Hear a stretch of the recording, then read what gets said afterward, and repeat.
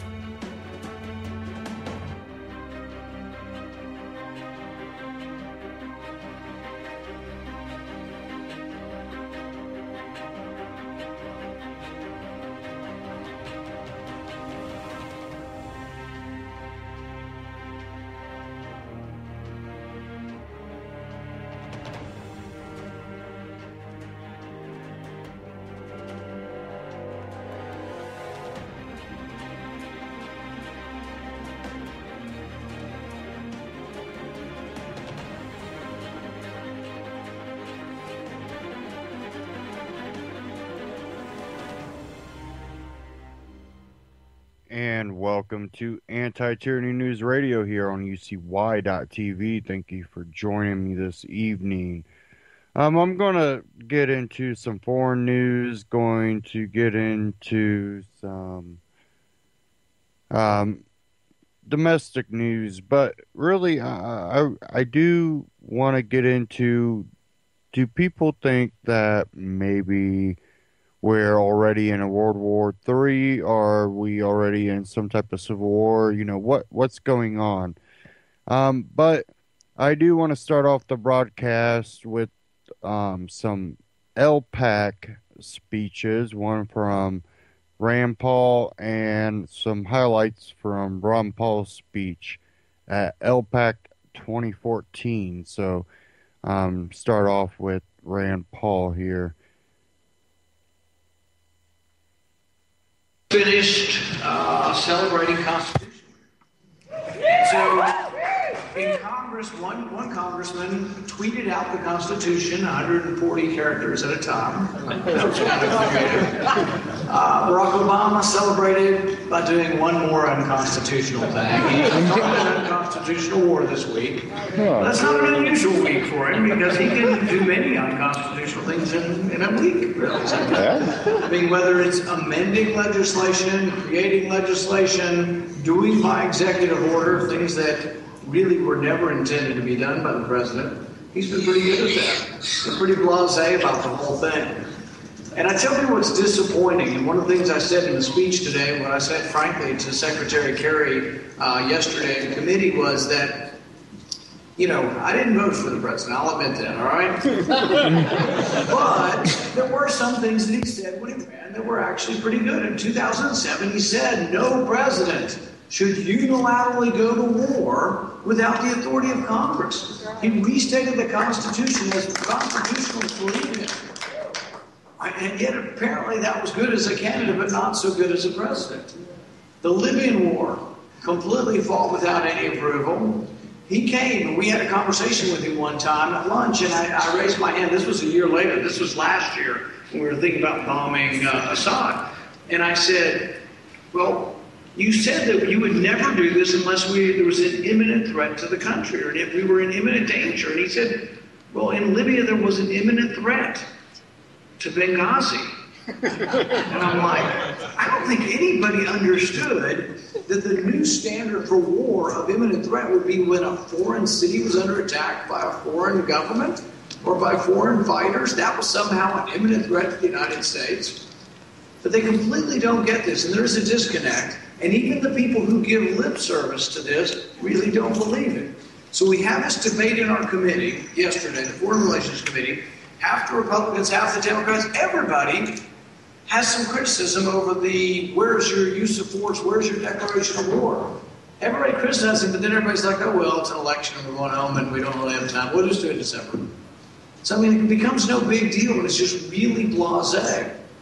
In fact, Kerry has this convoluted argument that a vote in 2001 to go into Afghanistan somehow authorizes him to combat ISIS or go to war in Syria.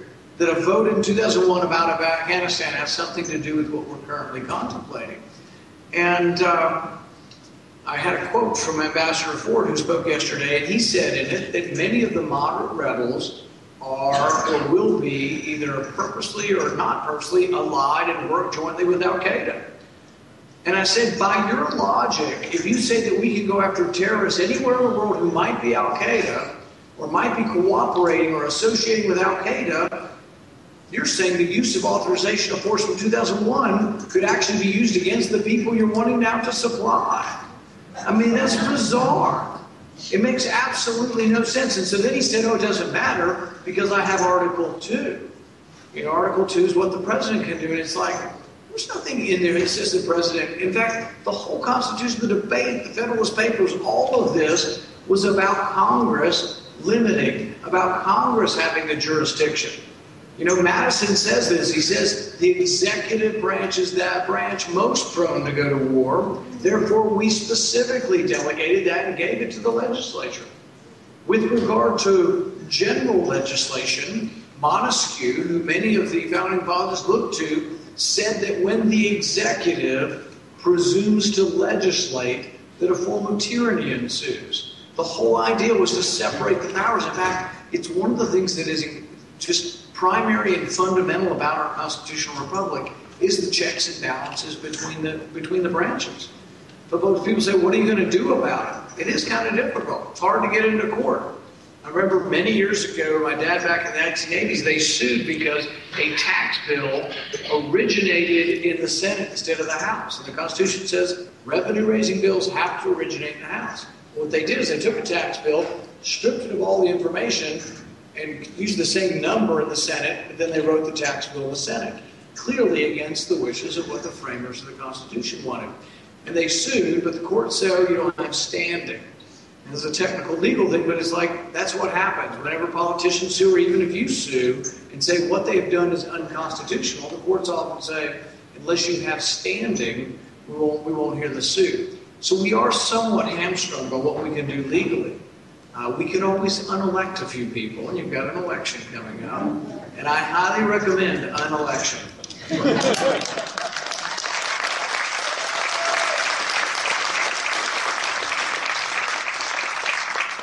Was anybody here bothered by the sight of mine-resistant vehicles and assault weapons pointed at unarmed people in Ferguson?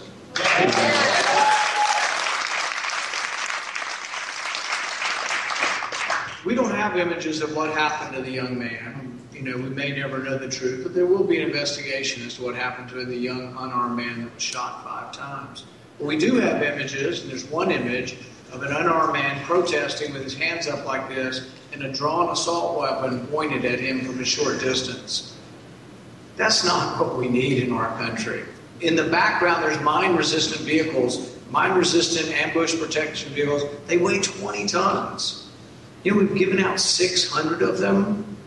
The town of Dundee, Michigan has 3,000 people, and they've got a mine-resistant ambush protection. They've got one town that got 15 assault rifles, and they have 1 policeman in the town. I mean, just crazy stuff like this. The upkeep on these vehicles is more than the budget of most of these communities. Most communities end up just having them sitting around because they can't even pay for the upkeep of these vehicles. But here's the problem. Written in the rules, and this is what my question was, I asked 2 questions. I said, I see that you gave out 12,000 bayonets. Can you explain to me how a bayonet is used in normal policing? They didn't have a good explanation, and so it's like, well, if you don't think there's a use for a bayonet, why don't you stop? It's like, a lot of bumbling and bumbling around. It's like, the administration could stop that tomorrow. When you see something dumb, like giving out 12,000 bayonets, just stop doing it.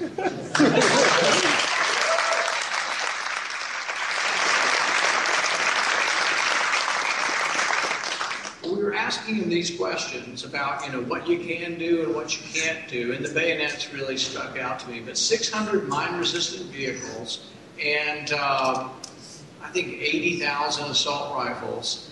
And the thing is that you wonder, and you say to yourself, who really is in charge of this? But Senator McCaskill had a good question. She said, I see that a third of your surplus equipment is actually classified as new.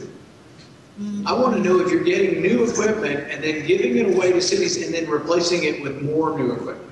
That sounds like maybe somebody's getting rich off the process of resupplying its equipment. But we've just it's gotten out of control, what we've done in our policing. And I got to thinking about this, and when my wife and I were married 20 some odd years ago, I guess I should be more precise, so I'll get in trouble. nearly 25 years ago, we used to like Michelle Shocked. Anybody ever heard of Michelle Shocked? She was big in the 80s. Yeah, that one fell pretty flat. Back in the ancient days, in the 1980s, she had a great song, and it was called, we thought it was great, it was called Graffiti Limbo. And it was a song about a guy named Michael Stewart. And part of it, she explains the story. Michael Stewart was a young black graffiti artist in New York City. And he was accosted while spray painting the walls by 11 white transit cops. Michael Stewart was strangled to death. The cops were never found guilty. The evidence was lost, and they're still on the beat. But that's what I was thinking about when I heard the story of Michael Brown. I'm thinking about Michael Stewart from 30 years ago, and I'm trying to connect the dots and figure out what went wrong. I mean, I have a lot of good friends who are policemen or FBI agents who work in government. A lot of good people work in government. But the thing is maybe it's the rules. Maybe it's that we went crazy somehow thinking that, the situation where there's a hostage taker, you want your police to be aggressive. But if someone's got some pot, if you want them to break down the door at 2 in the morning with masks and tear gas and concussion grenades. 2 quick stories. In 2002, I think it was, there was a Modesto, California, the Sepulveda family. No-knock raid, 3 in the morning. They break in, they think they're being attacked. It calms down, and they tell everybody to get on the floor. The 11-year-old boy, Alberto, gets on the floor, hands and knees, and they've got a shotgun to his back, and it accidentally discharges and kills him. Why are we doing this? To find some marijuana. I don't think there was any drugs in the house. It was the wrong house. We have done this repeatedly. Anybody see the story of the little baby that got the concussion grenade thrown in? This was about 2 months ago. Same thing. And we put this on our Facebook, and I was disappointed at some, you don't know who else on your Facebook, first of all. So be careful what you say on your Facebook. But so we put this on our Facebook, and people responded to this, and some people were like, well, why were they there? They were with bad people. It's sort of their fault for associating with bad people. And what I was thinking of is that, not everybody's got a perfect life. Not everybody's got enough money to always have a good place to live. Their house had burned down. They were staying with friends, and they knew that this wasn't a really good place for them and their 4 kids, but they were in transition, trying to get to a better place. They don't deserve to have had a concussion grenade thrown in their baby's playpen. And that's what happened. It blew up in the baby's face. It was just awful. The baby's in a coma for weeks and probably will be permanently disfigured.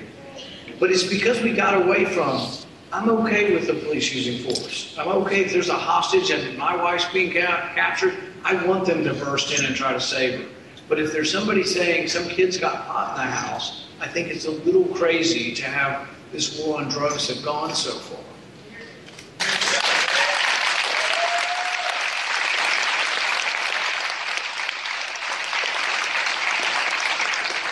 I've spent the last year trying to take the liberty message to new audiences.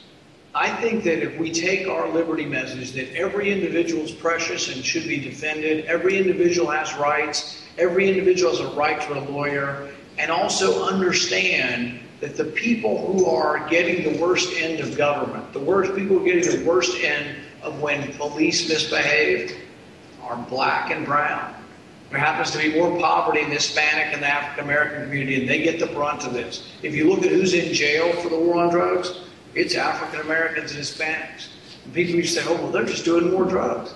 It's not true. You look at surveys, drugs are used about the same among all the races. 80% of the people are white. How did we get 3/4 of the people in prison black or brown? Something's wrong with the war on drugs.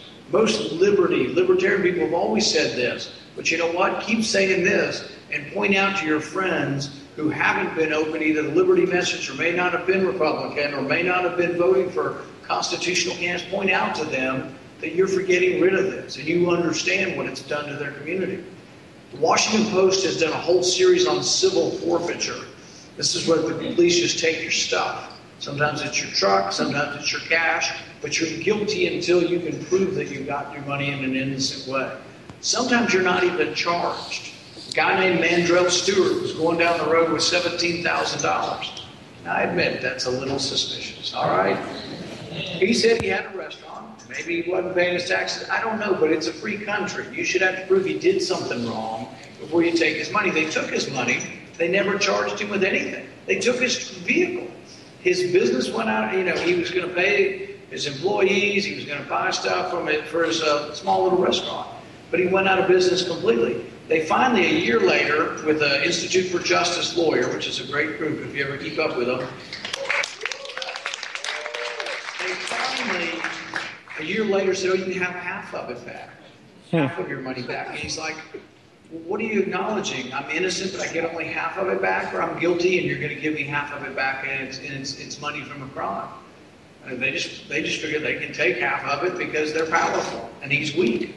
And he finally got all of his money back, but he lost his business in the process. We've introduced bills to change the burden of proof to make it harder on the government to get these cases. If you're found innocent, you get your stuff back automatically.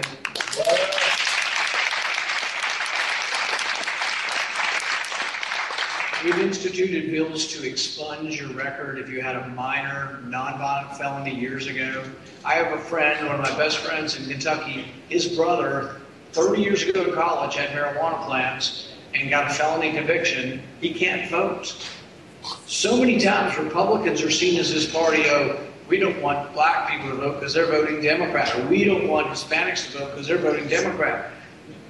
You wonder why the Republican Party is so small.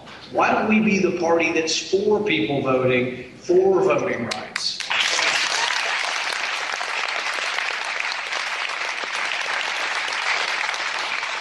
So I testified in Frankfurt, our state capital. On one side, it was the president of the NAACP. On the other side, a longtime Democratic congressman. And I said, frankly, it's wrong. People make mistakes when they're kids. They should get a second chance. So I've been trying to promote types of legislation that I think are consistent with the Liberty message, but that also reach out to new people who haven't been interested in limited government before. And we've taken this to Detroit. I've told them, frankly, look, I'm for bailing out Detroit with their own money. I'm for saying they can keep their own money. So we introduced a bill to dramatically lower taxes in Detroit for 10 years. And it adds up to $1.3 billion. Not that I'm taking from you, not that I take from Atlanta or Houston or Virginia, just money that originated in Detroit will never come to Washington, which is really a good idea with most of it.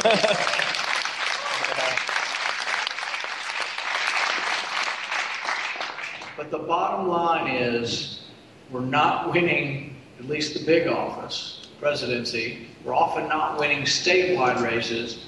And we're not winning because we don't have enough people, and it's pretty simple. We don't have enough people in the group yet. So I think the Liberty movement has actually been more open to receiving people of all walks of life who don't always look like you do or act like you do or have the same interests. I think we have actually been much more open sometimes than the Republican Party in general has.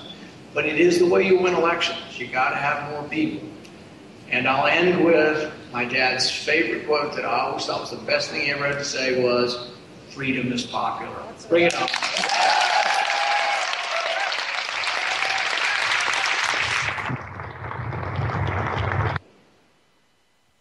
Okay, now I'm going to play some highlights from Ron Paul's speech, LPAC 2014.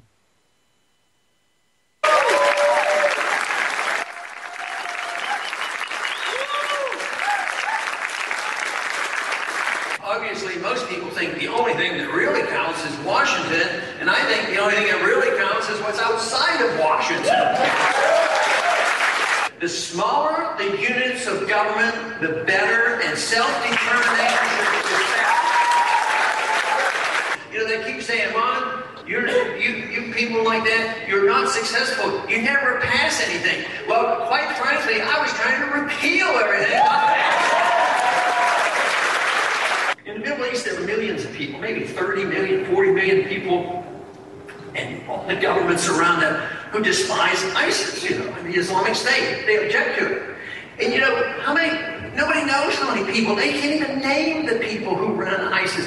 And they claim, well, a couple months ago, it didn't even exist. Nobody knew about it. Then all of a sudden, a couple thousand people invaded and took over a town. And then there was 10,000, then 20,000. Now, who knows, 20,000, 30,000. Rather ironic, a couple of weeks ago when the city of Anarly was being attacked, and they figured, oh, we have to stop this band of wild people taking over, this land. This is the land that the Kurds should have. So we decided, our government decided, well, we have to at least have some bombing up there to make sure they don't take over another town. So they listed an order of priority of what we had to do. And the first order of priority was for our bombers to go up and destroy all the American weapons. Because they had our weapons. Where did they get them? They got them from Syria. Why is that? We sent them there. Oh yeah, we were helping the rebels, and but they were the moderates. The moderate rebels in Syria were the ones who did deals with the radicals who became the Islamic State. They were our people we were supporting, but they were the moderates. And what are we doing now? This whole thing started in many ways by our government deciding, get rid of Assad, he's a bad guy. He's been around for a good while, and I don't think I'd vote for him, but you have Hamas, we helped start Hamas, and then we said, okay, I think you should be Democrats, you should have a Democratic election, so they did. But then we didn't like who they elected, so we had to turn on them. So then they had an election in Lebanon. They had Hezbollah. Hezbollah gets elected. Oh, we don't like them. And on. So often, how long did we support the dictator of Egypt? For decades, tens of billions of dollars. Then we decide we don't like Mubarak. So we kick him out, and we say, okay, have an election. So they elect somebody that belonged to the Brotherhood, the Muslim Brotherhood. Oh, we don't like them. We don't get rid of him, so we don't get rid of him and put in the military dictator again. When are we going to wake up as an American people and say, it's not working, it's stupid, it doesn't help us, it's bankrupting us, and it makes us, it puts us in more danger, and we ought to quit. How many other wars have been based on lies? How many lies are being told about Ukraine right now? How many lies were told about Saddam Hussein, tearing out babies from incubators and throwing them away? They were all lies and weapons of mass destruction. So it's based on lies. So we have to get people to question this stuff. It's so sad to have one of your ulterior goals is to don't believe our government. They almost always lie to us.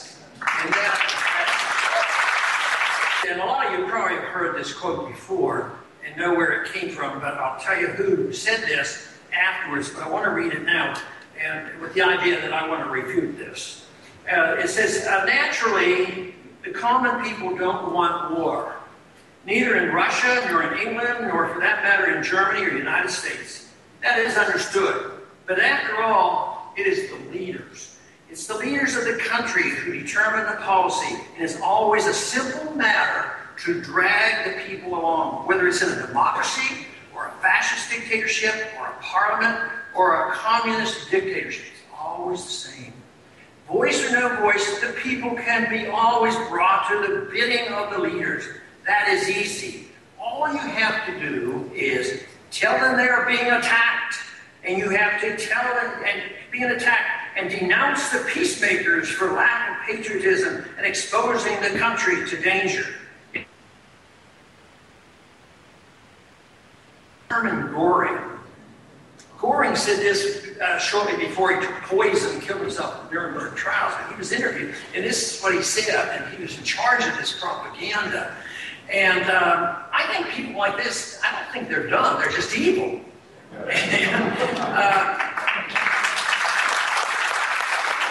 But I've written that the truth is treason and an empire of lies, And how often do we hear this now?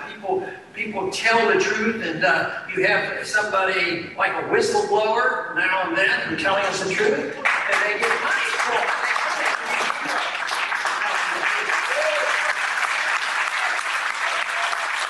But right now, the good ideas are overwhelming. The bad ideas, they've had their chance. They've had centuries of opportunity to run roughshod over the people with tyrannical government and fiat money and all the mess. And their failure is giving us a wonderful, opportune time to solve some of these problems. Because we live in a new age, in a positive way, a new age, because things are changing. And this is an opening salvo on what was occurring in Scotland.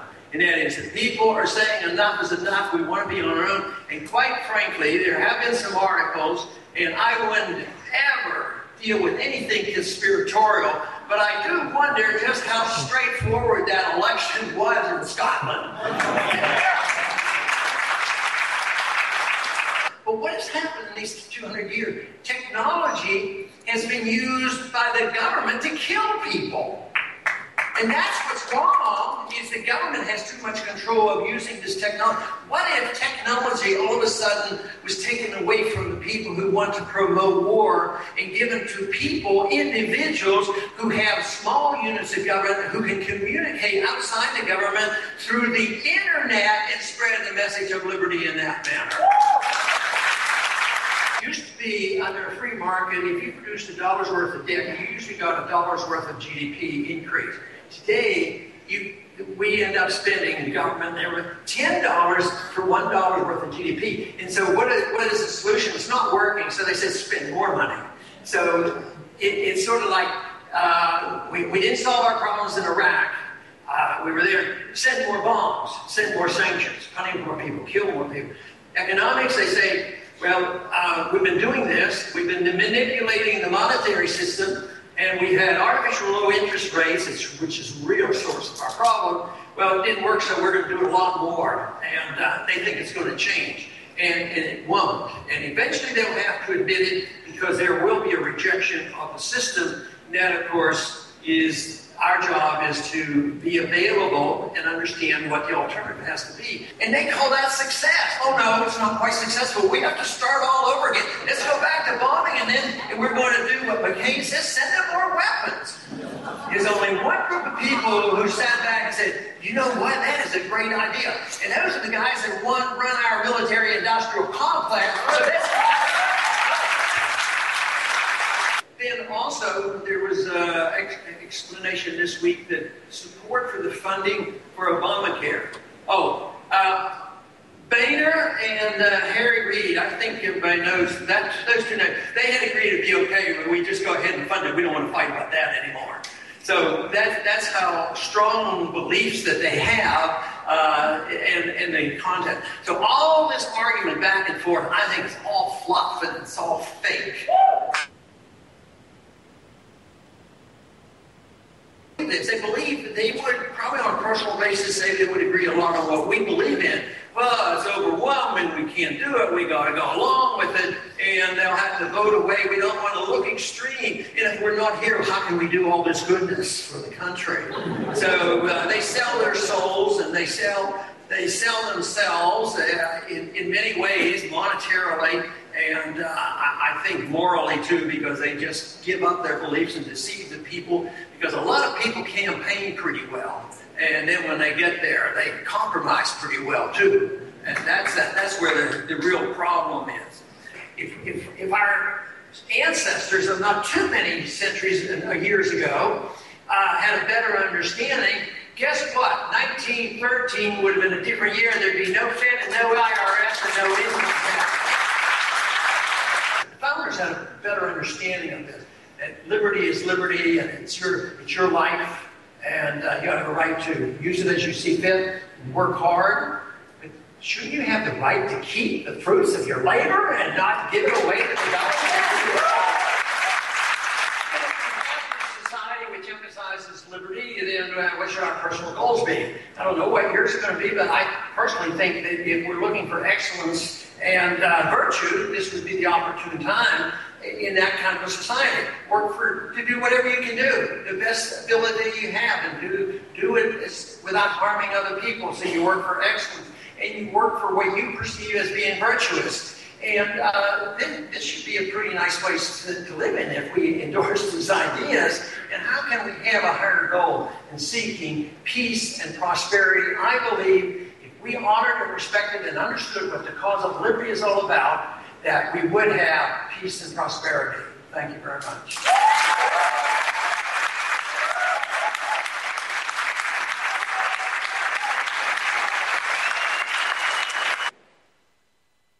Okay, that was highlights from LPAC 2014 Ron Paul's speech, and then you heard the full speech of Rand Paul.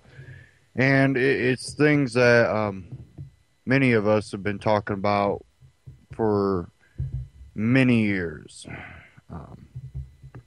And liberty definitely is growing. The idea, the concept, the free individual, that's the concept that is growing, and things like LPAC are growing.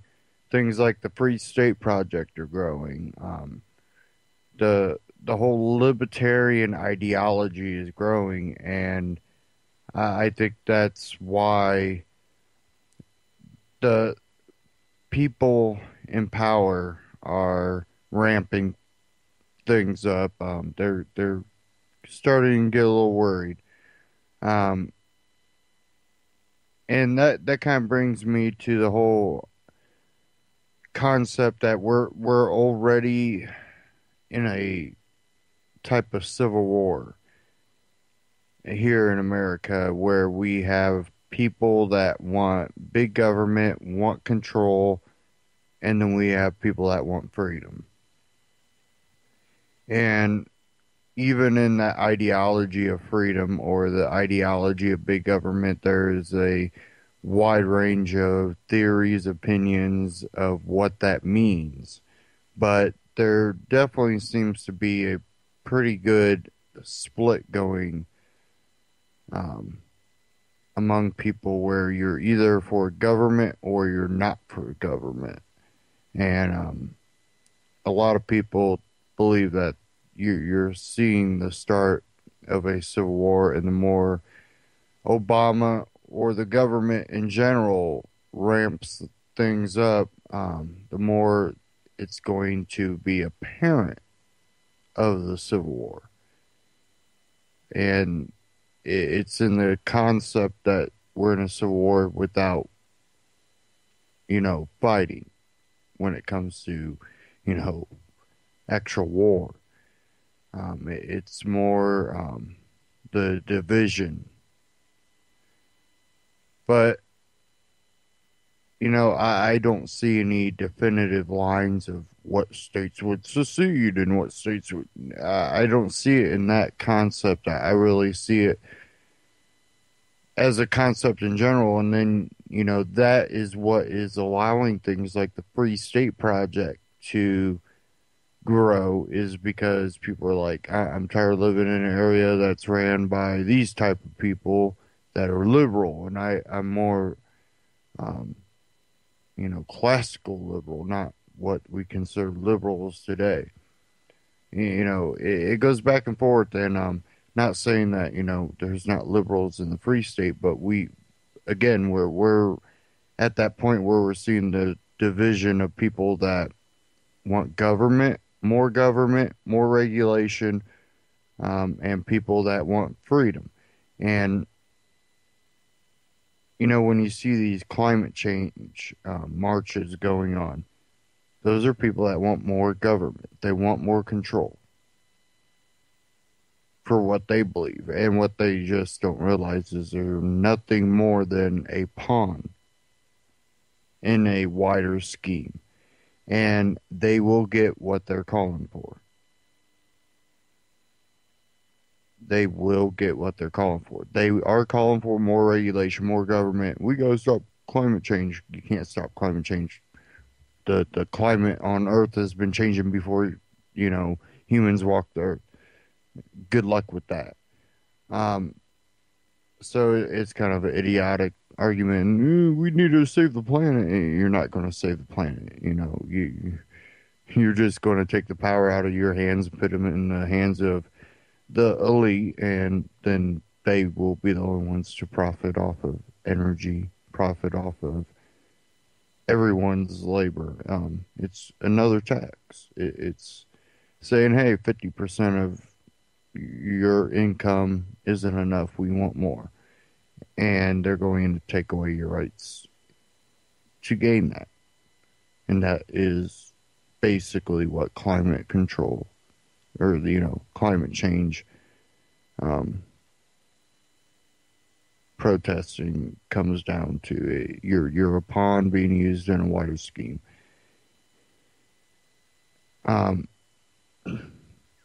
Not saying climate isn't changing, it's always changing. But duh. Again, it's been changing before humans walked Earth. You're not going to be the ones to solve that, nor should you try to solve the climate changing. You have to realize that's what the Earth does. You're not going to be able to stop a polar shift.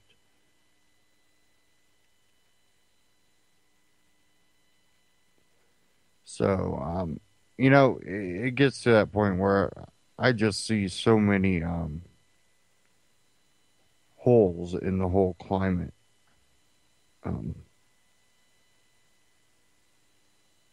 argument. Let's put it that way.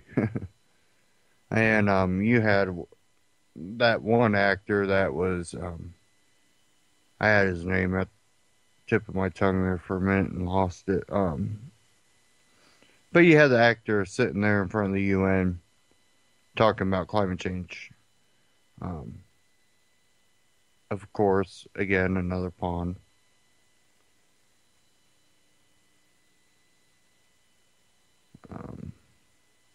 We see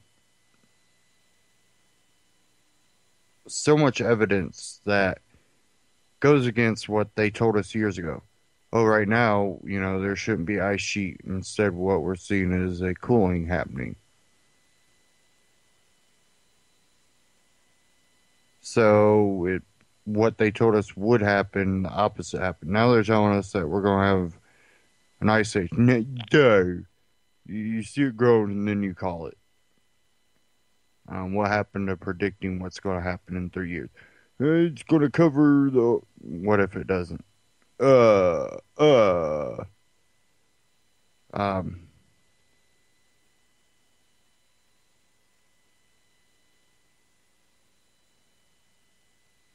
And I had a clip here. Oh, I don't know if I want to play it though, because it's not just that one part. Let me see if I can find the article here.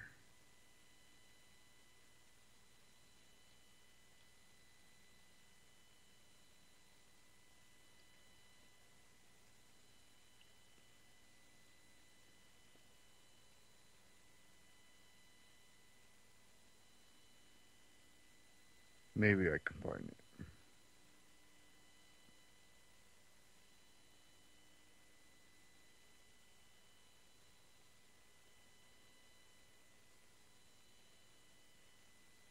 I'm having to scan all this real quick.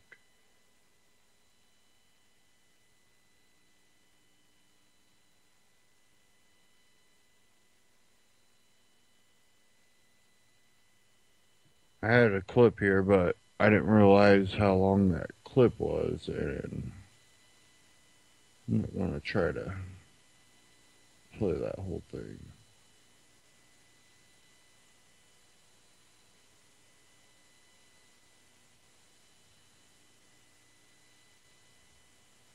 I'm hoping it's right here.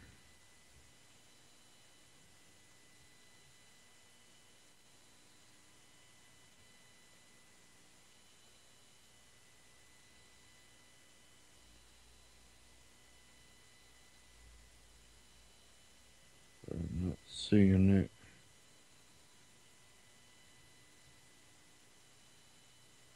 But let me see if I can play part of the clip here. It's from InfoWars. It's propaganda will now be beamed directly to your phone. Climate change propaganda.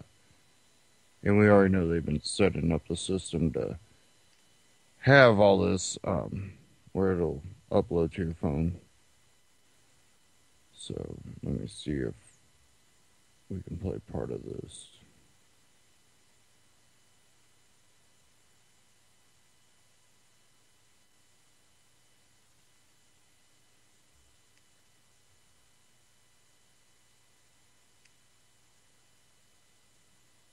Okay.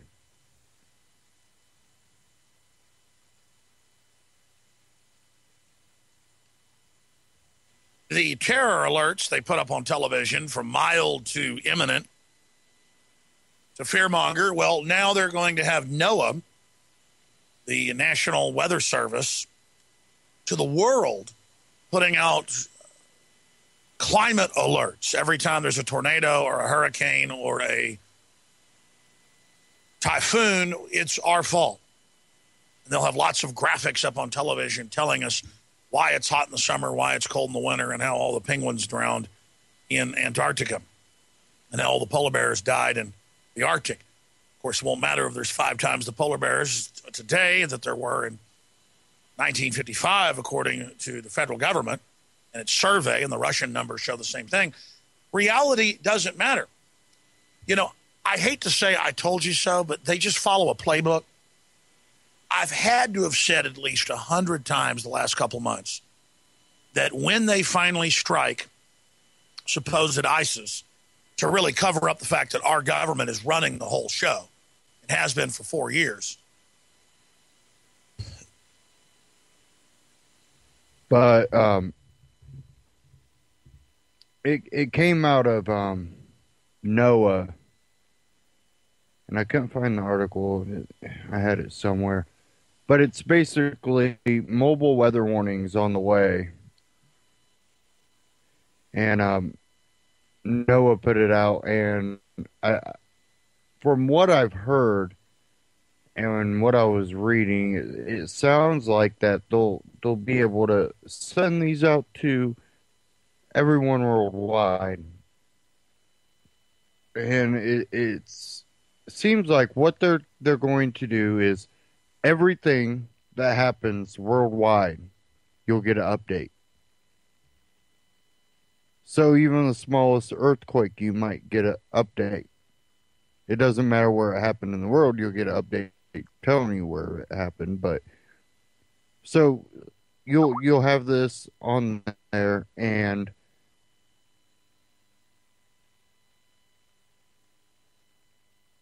you'll have this on there, and then you'll constantly be getting beeped about, oh, there's a small earthquake here, oh, a mudslide over here, oh, monsoon over here.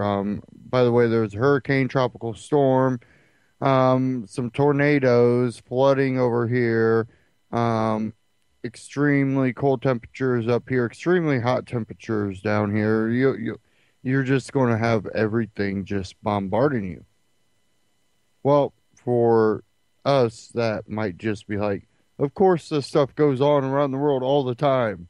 It's been happening. It's nothing new. Younger populations that are already kind of brainwashed and continue to be manipulated are going to be getting this on their phone because they are the new mobile generation that it's all about your mobile tablet or, phone. Your, phone tablet. You're going to have it where they're being bombarded, and then they're being told that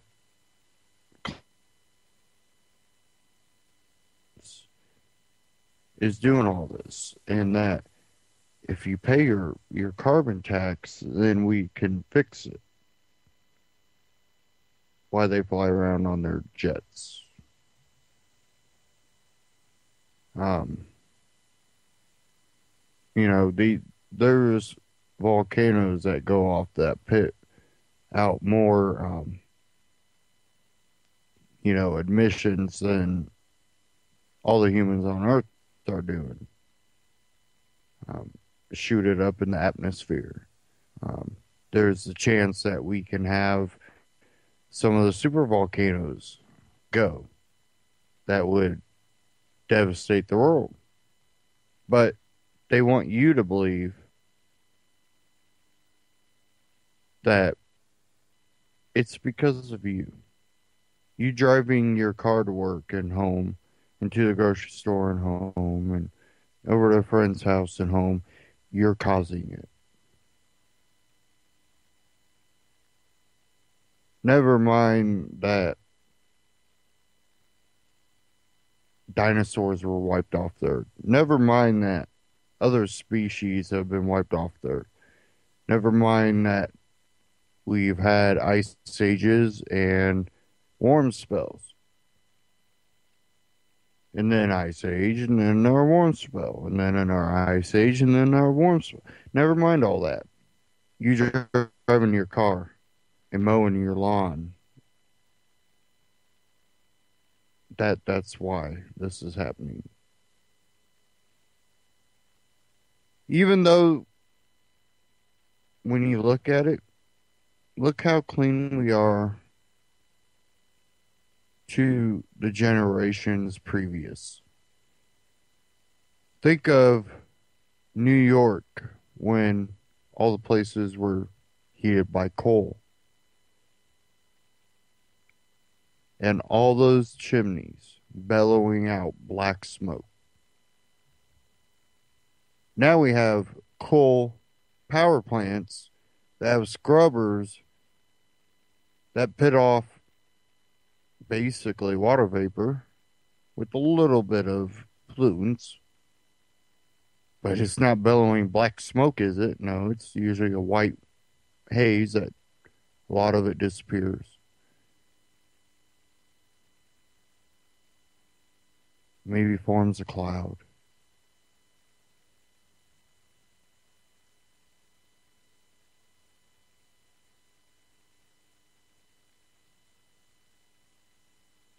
So,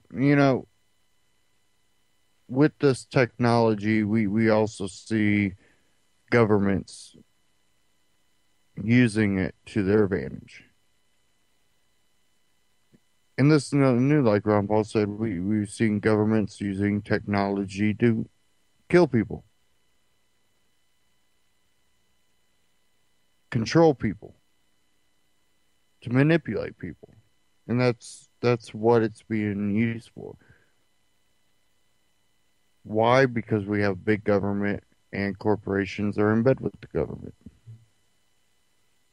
This is how they get so big.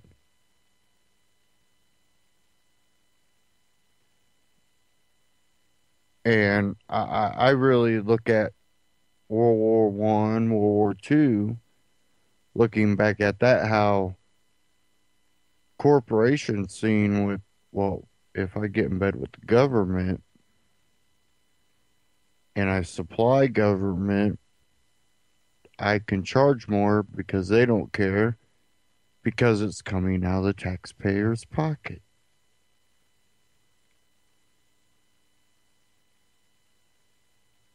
Because you are told to pay involuntary tax while being told that you have basically a barrel of a gun being held at your head.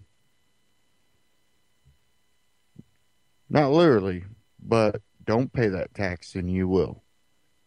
And that's understood. And right there's a problem. And then you see all this hiding up all the evidence with this Lois Lerner. I'm positive that's what happened because just look at it. Oh, just by the way, every single person that you wanted their emails, they're gone. Sorry.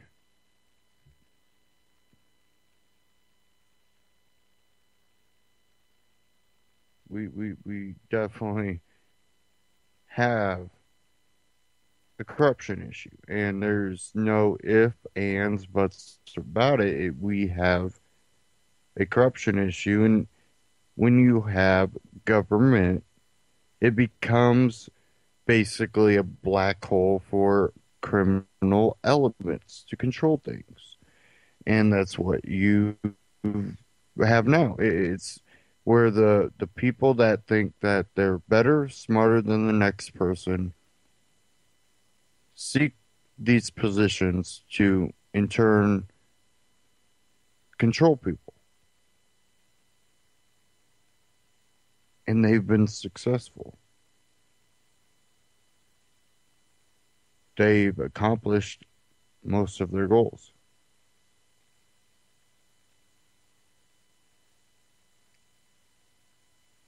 Look how fast they've taken down freedom in this country.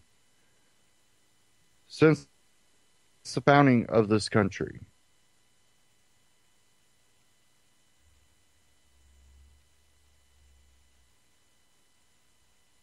it didn't take too long, did it?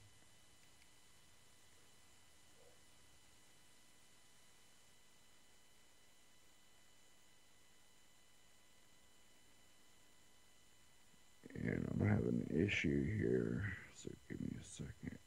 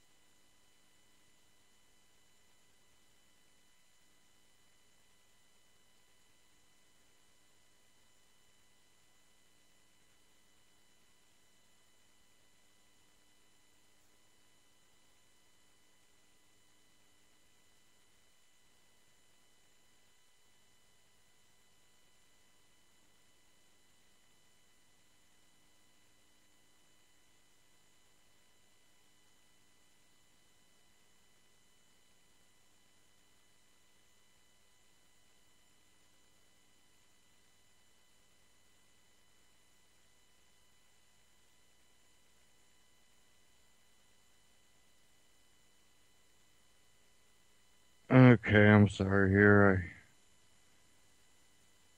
Computer started freezing up here. Don't know what the hell that was about.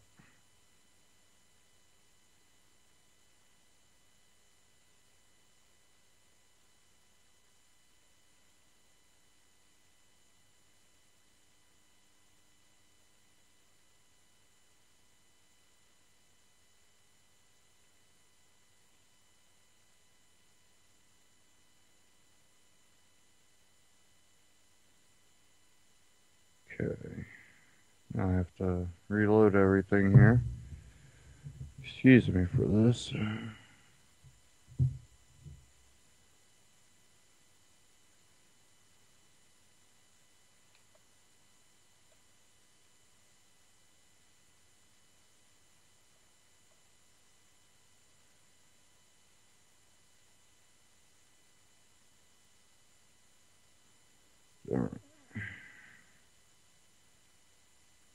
Having all kinds of issues over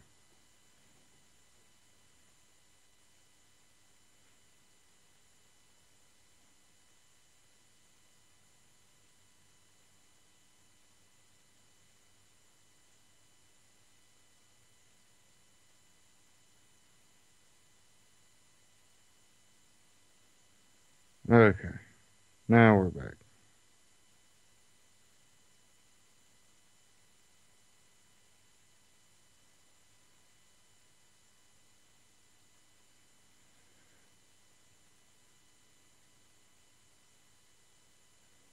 Okay, mega corporation buys out invention that would put oil and gas out of business.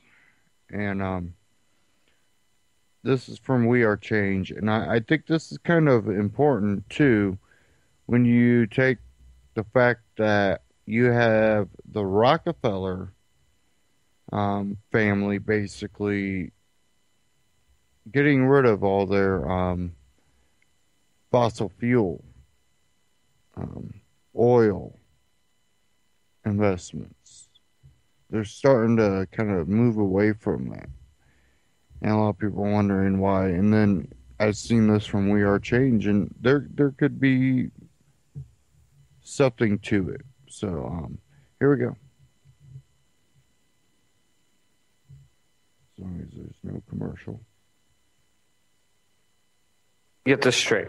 There's technology out there that you worked for, you were a representative for, that would revolutionize everything, get rid of oil, get rid of gas combustion cars, and it was shelved.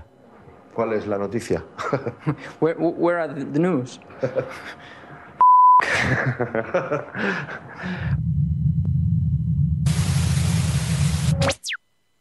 Bueno, mi nombre es Miguel Celades. His name is Miguel Celades, and he promoted this car that runs on air. If you compress air 300 times, 300 bars, you've got accumulated energy that then you'll be able to use. And with compressed air, it's pretty much the same. Instead of gas, you just have compressed air that enters and pushes it down. Otro amigo estuvimos investigando. They were looking with a friend of his. They were looking for a man or a scientist who had built engines running with water. But then they found out that there was the news of this French man inventing this engine with air. And what he did was all the campaign for this engine to be known around all TVs around the world. And he raised all the money for the project from investors around all over the world. So how was the process working for this company? Bueno, había interés. They had the money, they have the science, but there was no political will. The politicians were against it. Algunos políticos se interesaron. Por ejemplo, el gobernador de California, Arnold Schwarzenegger. Some politicians, some state figures like Fidel Castro and prime ministers from several countries, even Arnold Schwarzenegger, they wanted the car, but they wanted the finished car. And they couldn't create this finished car because of all the laws that exist, making it basically impossible to be made. How were they impeded in doing their work from finishing the car? So they have two ways. Guns, or they just give money, and this is the way they stop people investigating about it. In this case, the inventor, he chose the money they gave him. Who gave him money, and about how much was it to stop this idea, and why didn't the person buying this idea continue it? Que es Ratan Tata, de Tata Motors. The owner of Tata Cars in India, he's the one who paid an enormous amount of money. He doesn't want to say how much, but he knows the number, the cipher. He's doing virtually nothing. This company, they're creating some cars, but only very small cars for airports and in very small numbers. And so he's saying that they're not really, they're not showing interest in this technology. If they spend a lot of money for it and they're not showing that much interest for it, what's going on here? It's because of all the money they would stop receiving if this technology was successful. Basically, they wouldn't be able to tax air because it's too obvious. And actually, every 1 liter of gas, which in Spain, which is the price is €1.40 around, €1 is just taxes, and the rest is actually gas. Wow.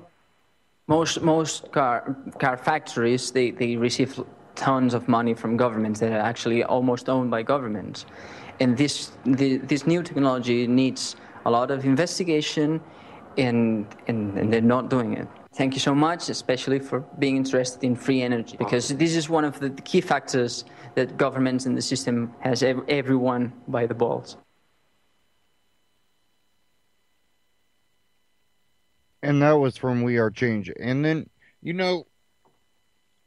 let's loop back around to something we were talking about before, climate change. Carbon taxes, what they're trying to push. You said you can't tax air, that's too obvious.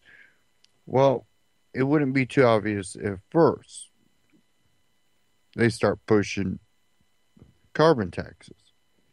then they go, oh, look what, all these carbon taxes allowed us to do, Now we got cars that run on air, even though the technology is already out there. I could simply think of one way. It might not be a long lasting, but I'm a mechanic, not an engineer, but I could figure out a way to make a motor run on air for a minute, and be something where not only would you have a tank with compressed air, you would have a tank that would continue to hold the same amount of pressure as it's let go. It's not impossible. It's something that can be done. It's one of those things that I can't believe that people buy into this.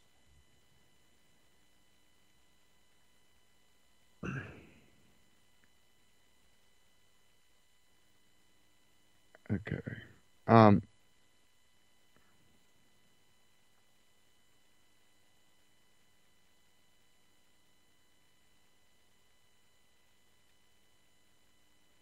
it's one of those things that uh, I know a lot of people have woken up to the scam of this whole climate change, but when you've seen so many people turn out for this climate march, and how many people are just oblivious to what they're being used for, and you look at some of them, these people, I don't know, they just, you can tell that they don't think about anything. They just ride whatever bandwagon drives by. I have another one here from We Are Change, and I think this will be the last clip for a little while. What people currently protesting should be protesting. Hashtag climate march. This is Gradowski of WeAreChange.org here in New York City at the 2014 Climate Week. Now, people are estimating that there's over 300,000 people here, and I've been having a hard time explaining to you what's actually here and breaking down everything politically for you. But I just talked to my friend Kevin here of the Global Movement. He's an excellent researcher, does really good, amazing work. And talking to Kevin, we kind of broke this down because obviously, Kevin, when you see something so mainstream, you see it all over the televisions, all over just billboards and advertising, something so massive, so good. There's different sides to us that people should understand and comprehend before fully jumping in and not knowing what they're jumping into. But we've seen, climate change and global warming used as a way to get more power and control from the state. Do you see that here, and how do you kind of see everything that's transpiring right now in New York City? Well, I guess I'd begin by saying right when I saw this going on, I wanted to check out the sponsors on the site, exactly who's sponsoring this. And when I first saw George Soros on there, it's questionable because it was the same as with Occupy. All right, they want to do some good, but let's check into that. Lots of socialist parties, lots of anti-fracking parties, groups on all different sides, really. And I think it's good that people are coming out here. It's obviously important. Millions of people around the world are coming together because they want change, they want to do some good, they want to make a difference. But it depends on the people at the top, exactly who are those people and why are they doing what they're doing. So if you look back at the Earth Charter, which I think is a very important charter, it explains how these groups of people basically are trying to create some kind of system, a global system through globalization and their new laws and the way that they're pushing wars and colonialization. And basically it's a socialist fascist system because we have merger of corporate and state like we have with the FDA, the FCC. We all know that there's a problem with our own nation and the way that our government and systems are, and they need to change. So as I said, it's good that we have all these people out here. Everyone is definitely pure of heart where we are right here, right now in New York. I'm sure it's the same across the world. And I think that we need to just keep following through with this. We need to make sure that we do see the innovations that are coming out there and kind of evolve, not look at this as a revolution, but an evolution. And we need to make sure we get solar panels in our roadways. They're cheap. They pay the system back itself. Instead of spending $6 trillion on Iraqi war, we could have gave $4 million to each person in America and we'd still have money left over. So that shows you we could use this kind of money to basically change our infrastructure and make sure that it pays for itself, including water and electricity, like in Peru and India. Now, the people here are very well-intentioned. They mean good. A lot of people here just want to do something good and positive for the environment. I totally agree. The environment is being screwed, but it's being screwed by the elites, by Monsanto, by BP. BP and Goldman Sachs, who also are financing some of the organizations that are putting this on together that not a lot of people know about. People don't also know about the fact of the new carbon trading laws in Europe, which Al Gore's company is actually making a lot of money because it's running the whole thing. So there's a lot of things these people don't know here, but there's a lot of people who are also pushing good solutions, good things that makes you self-sustainable, get off the energy grid, and also just be fully responsible and independent for yourself. So you see that dichotomy, so it's really hard to break down. But you also talked about Rockefeller's involvement within this whole movement. Can you break that down? Well, basically back in the 70s and the 80s, Rockefeller and some of his brothers got together, and they were basically trying to create this thing called the Earth Charter, and it's a recognition between nations to use their laws to create an industry which connects to each other. And unfortunately, if the industry at the top is corrupted and we are relying on those people, we are definitely not going to get non-corrupt forms of systems which are going to help us all. So I think right now, this, beyond anything, this is definitely creating an awakening. It's allowing people to hear some kind of new options, what's out there, and obviously visually people know something's going on. We need to understand more about it. So I'd say, if anything, right now is a great leaping point to continue our education and seek innovative ways, and not just innovative, but changing like food systems as well as our community systems, personal as well as regional, and I think that's really key. Studying the different movements around, what kind of solutions do you think are best oriented that people should go into? You were talking about Peru and the Peruvian government doing something amazing as well. Can you break that down? Sure. In Peru, just this year actually, same as India, they basically have programs where they've created with wind energy and water energy, they've created new sources of energy, and they're allowing their citizens to live free off the grid, basically, as you could say. Basically, it's paying for itself, so they have free energy for their homes. They don't have to pay gas. They don't have to pay water. It's included. And as we've seen across the world since around 2011, 2012, people are trying to get free healthcare, free education, and the world is connected now, so we all know we're human beings and we deserve better, and we can do better. Yeah. And we could also do without the elites and the government who are trying to control everything and use mass popular force to put in more regulations and more control, which they always throughout history always do, and it's good to have a weary eye in this. It's been hard trying to understand and break it down. The people here are very well intentioned. Hopefully it will lead to other good alternative causes to get people away from that power grid, away from those elites. But that's really up to you to share this video and share it with your friends. Kevin, thank you so much. To find out more about Kevin, check out... Okay. And I do have one thing to say about the whole, they get to live off the grid in India. Well, they have the ability to have their own power, but you got to remember, India was biometrically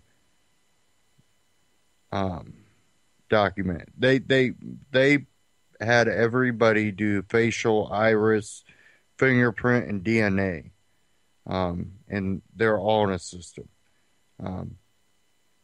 They don't get to live free off the grid. They get the illusion. And if you step out of line and one of their cameras catch it, which I'm sure, hey, we'll provide a windmill for you. Never mind the camera built into it. RFID scanning device built into it with the Wi-Fi transmitter. I don't know this to be fact, that's all theory, but they definitely are not completely off the grid there because they are in the system, and we know that the system, which I believe it was IBM that helped do all that over there in India, but you're definitely not off the grid, you're in the system. The free power, we shouldn't need permission. There are ways to create free power. I know of one way to create free power, absolutely free power. Other than buying the materials at the get go, it's free power. And it's continual free power. You don't have to have sunlight, you don't have to have wind. You buy the materials, you put it together, and when it's together, it starts creating power. Maintenance is all it needs. True free power.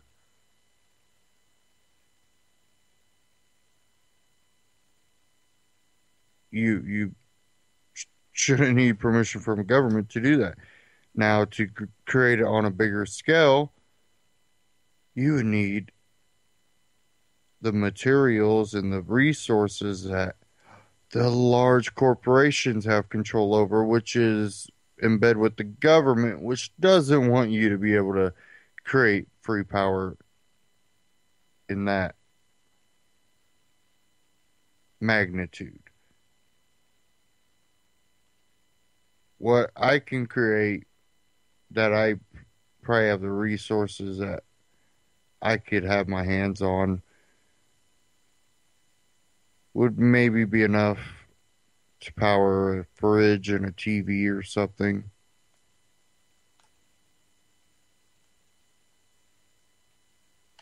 It would, to create something big enough to power a whole house, would take a little bit more, and you would need customized stuff to do it. And you would need corporations that have the resources, the machinery to do it, or the money to be able to afford the machinery to do it, which is, well, definitely out of a lot of our leagues here. It's suppressed, just like the air. Yeah, there are ways to do it. A lot of people think, oh, I know when I was young and people would talk about a car that could run on water. Oh, that's just a conspiracy. No, we know this stuff is possible. This is, if you've done your research, you know that this stuff is possible. You know that stuff Tesla was doing was beyond things that we are now discovering today. If Tesla would have lived 150 years, what he could have created would be beyond anything that we can comprehend right now, because he was so far ahead of his time then. Things that he discovered then was trying to tell people that are possible. This is possible. Fund me and I'll show you. Yeah, right. They didn't want to fund him because he was so far ahead of his time. Everything he needed was being created. It's just it's amazing how far we haven't moved. And a lot of it has been controlled.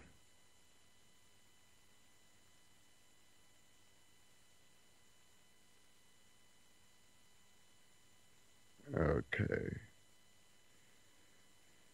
Now I have something here out of the Free Thought Project. We're just gonna kind of move along here. I seen this and it was amazing. The freethoughtproject.com planned attack to stop police accountability backfires. A win for free speech.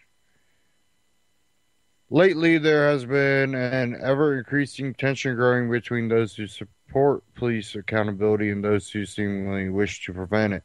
Wild claims that Cop Block has been making calls for violence, praising death, and plotting attacks on police and their families have been surfacing through multiple sources on social media and the web. These are unfounded claims. There are, however, some people who leave hateful comments on some of the posts which Cop Block makes.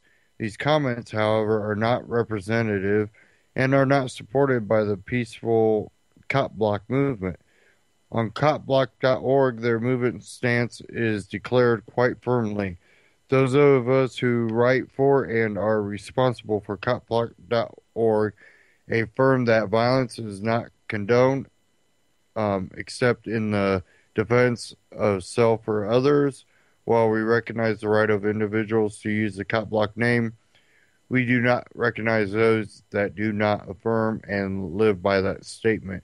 In July, Yahoo News put out a hit piece equating filming cops with mass murder. They mentioned a post made to Cop Block's Facebook page in reference to the shooting in Las Vegas. Good news is there are 2 less police in the world. Read an entry on the Facebook page for copblock.org. What they did not mention is that the person who made that post was quickly banned from posting and removed as a contributor. The reason that this cause has so much support is because it is peaceful. The movement that people begin enacting violence or even praising it is a moment all this momentum grinds to a halt. Holding the police accountable is popular like never before, which is why the movement has gained so much attention. Unfortunately and predictably, much of this attention is not positive. Today, 2 separate Facebook groups basically planned a cyber attack on the Cop Block Facebook page. Their goal to shut it down by reporting the page as hate speech or a page that promotes violence. It has a screenshot here. National Police Wives Association called to all members. It has come to our attention that there is a petition circulating for the removal of the Facebook page Cop Block. The men's have some safety concerns about making items public, name, email, city, and instead we are asking our members to report the page during 6 to 8 p.m. Central tonight from your personal Facebook page. Our goal is to have 30,000 plus reports asking for this page to be removed. Please support our Leos and report this page tonight. National Police Wives Association was one of the groups, and Police Blotter was the other. These 2 pages have since been shut down for unknown reasons. Most likely because they were flooded with comments from people who refused to be censored. On top of this attempt to overrun Facebook's reporting mechanism, the group started a petition on whitehouse.gov to officially label and classify any variation of copblock.org members as domestic terrorists with DHS, citing that copblock.org and its affiliates on social media are often applauding and encouraging violence towards law enforcement officers and their families. At times, they are even directly causing said violence in their communities and then supporting each other online or in person for their illegal activities.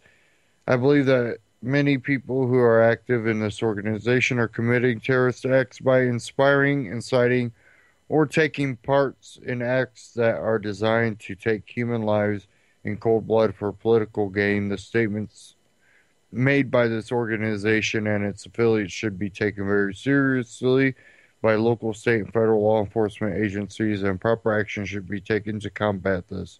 I believe the U.S. DHS and FBI should monitor and investigate this organization. I guess you can claim that people are directly causing said violence in their communities by filming the police. However, the ones filming only find themselves on the receiving end of said violence initiated by police who wish not to be held accountable. Apparently, the ridiculousness of these frivolous claims and the labeling of good people as domestic terrorists is overt as their petition is hardly gaining ground. This attack on free speech by the communities of those who are so familiar with swearing an oath to uphold free speech is disheartening. The Free Thought Project and Cop Block alike are just as quick to point out the selfless acts, heroism, and stewardship as we are to expose the corruption and brutality. Why do the police support organizations seemingly lack the ability to see the bad with the good?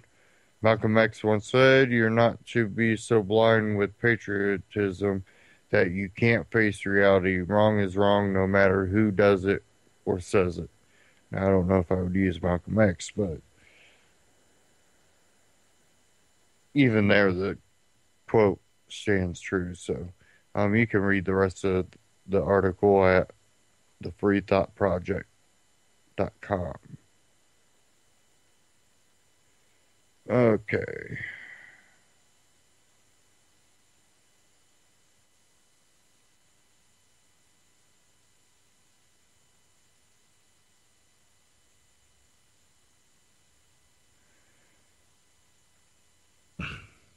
Now, I have another article.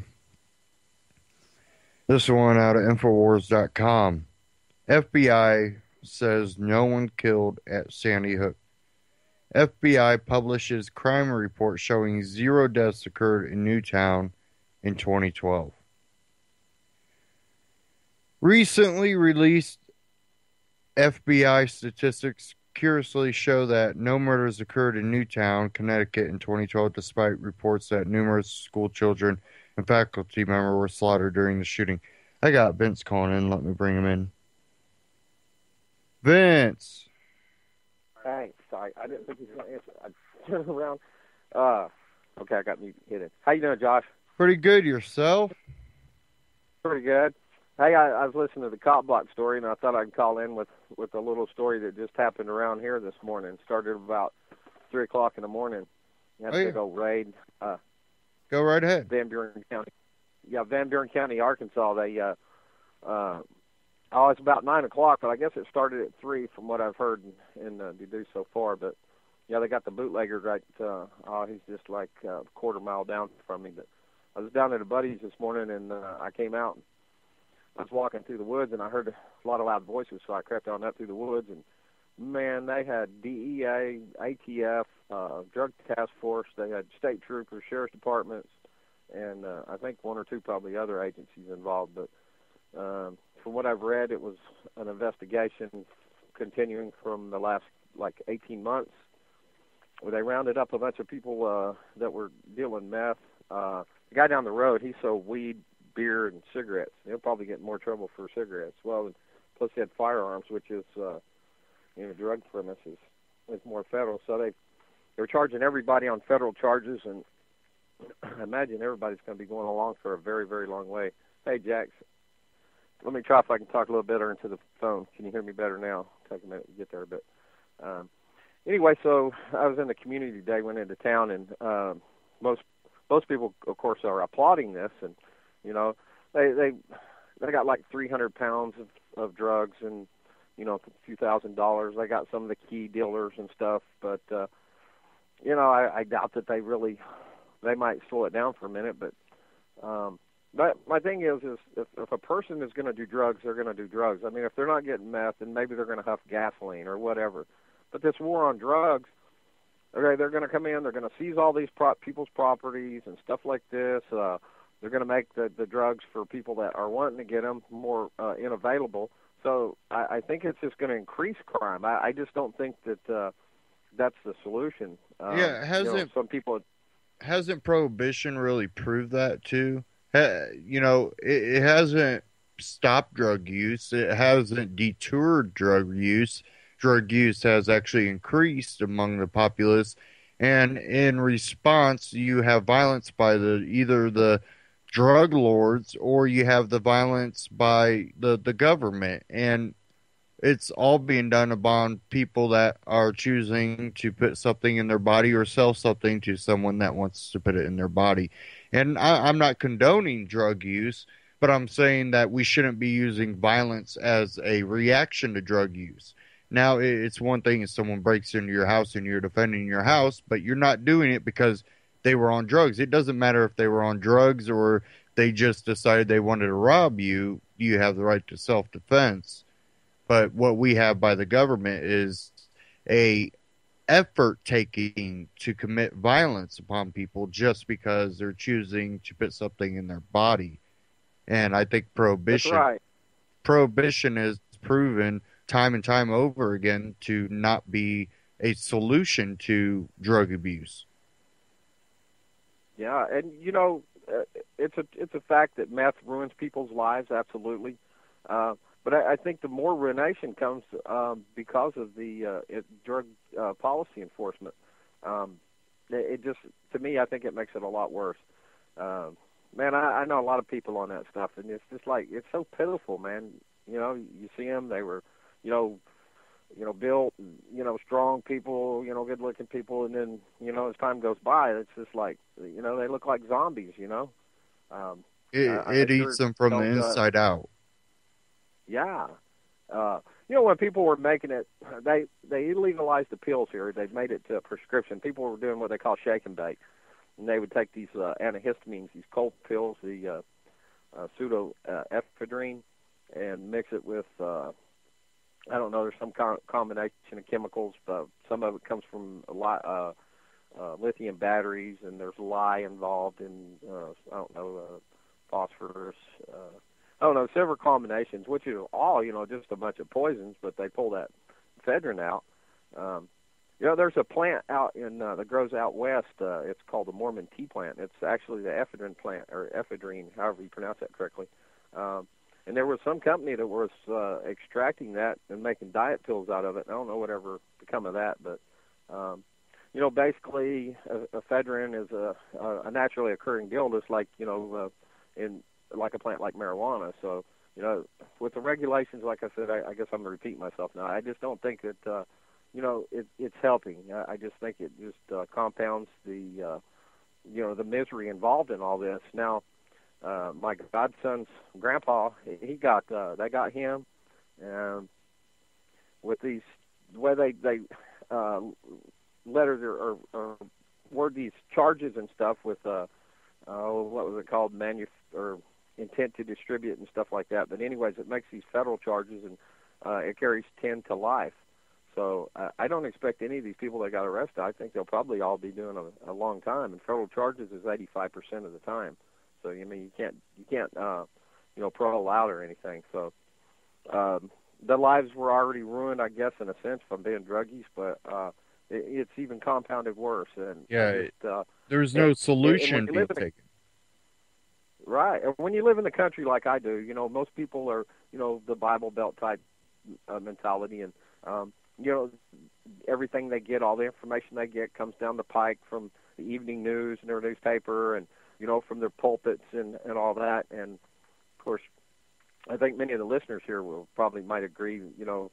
I'm not discounting God, but religiosity is pretty dangerous, and it's been used to control people for a long time. And I think a lot of people that many of them are probably sincere, but many of them that are up there at the pulpit are spilling or spewing rhetoric that that they don't even know what the Bible says, first of all, in many cases, and they're just parroting this same old doctrine that's been passed down, and I think they miss the whole thing. If you look at the commonality of religions, basically, if somebody's saying God says kill, then that's not what the character of God would be.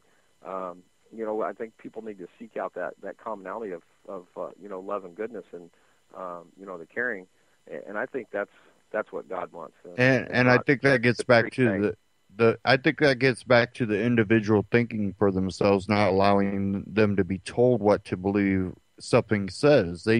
You should have enough intelligence to be able to read a religious document and be able to know what the good is in it, and know where maybe it's been manipulated throughout centuries to, go along with the doctrine of a religious church or a religious organization. And I'm not saying that all religious organizations are bad or inherently bad. I'm saying that it definitely has been manipulated to divide people. And when you do find that commonality in, all the different religions, there is so much that people have in common, and that even goes as far into what atheists a lot of times might believe when it comes down to the morals.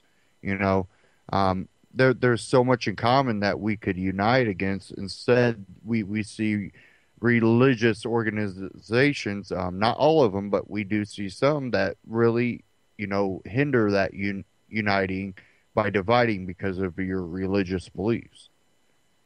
Yeah, and when people say of a Christian faith, condone the killing of Palestinian children just because they're Muslim, I mean that's god awful in my opinion.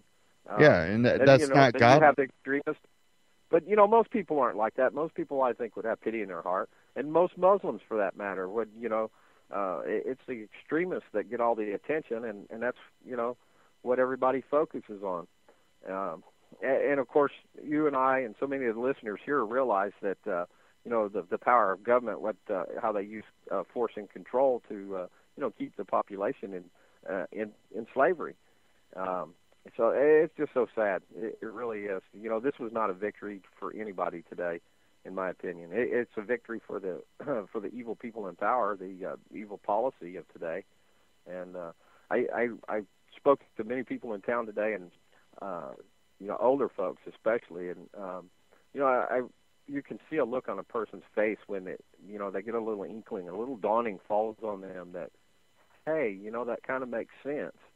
So, yeah, my voice, I don't ever shut up. I talk to people everywhere I go, and some people don't want to hear it, and other people receive it. So, I think that's what we're doing here at UCY is just trying to spread the information that is available, that has been available for so long, and so. Josh, you do a fantastic job, brother. I wanted to ask you something before you left, and I don't know if you heard some of my previous broadcasts with a gentleman that basically was raided on a warrant that it was a possible meth lab. Yeah, last week. Yeah, I was listening. Have you seen any of that going on in your local community, or have you heard about that more going on? It seems to be growing around here. That they're just absolutely everybody that was busted today. They were all the confidential informants made buys. They were controlled buys. They were all wired. So everybody, it didn't matter if they had anything on them or not. It was all they set them up. So I mean, it wasn't like the case where it was some false allegations against somebody just random that guy picked out. That the guy that got stopped in the net, and he gives the addresses that he was talking about and stuff last week. Right. But there was definitely, people that were on the inside of the circle, and my circle of people that I involve myself with is, from the dregs all the way up to, the deputy sheriffs, the sheriff himself, many of the investigators that work in the sheriff's department here, and community leaders from the mayor on down, and so.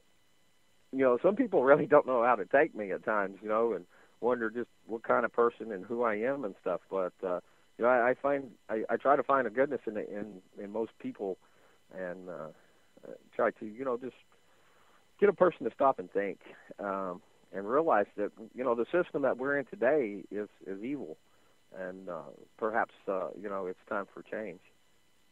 Yeah, and you see why I think is a great network, because there is a wide diversity in voices on the network, and you do hear so many different attempts at solutions, and I think that it's really inherent in most people that they do see that there is something evil about the control mechanism that's in place right now, and I think more people are becoming aware of it.